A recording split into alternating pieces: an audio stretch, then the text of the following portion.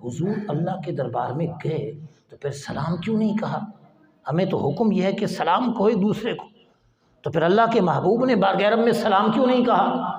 اس کا جواب یہ ہے کہ سلام اسے کہا جاتا ہے جو سلامتی کا محتاج ہو۔ السلام علیکم تمہاری اوپر سلامتی ہو، آپ کہیں وعلیکم السلام تمہاری اوپر سلامتی، میں سلام کہتا ہوں اس لیے کہ آپ سلامتی کے محتاج ہیں، آپ جواب دیتے ہیں کہ میں سلامتی کا محتاج ہوں۔ ہر کسی کو سلام، لیکن اللہ سلامتی کا محتاج نہیں، وہ خود سلام ہے۔ القدوس السلام المؤمن المہیمن العزیز الجبار المتکبر۔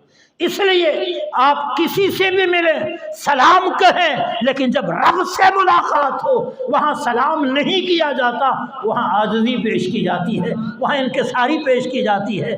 لہٰذا جب حضور نے یہ کلمات کہے تو رب نے کیا فرمایا؟ التحیات للہ والصلوات والطیبات۔ رب نے فرمایا السلام علیک ایھا النبی،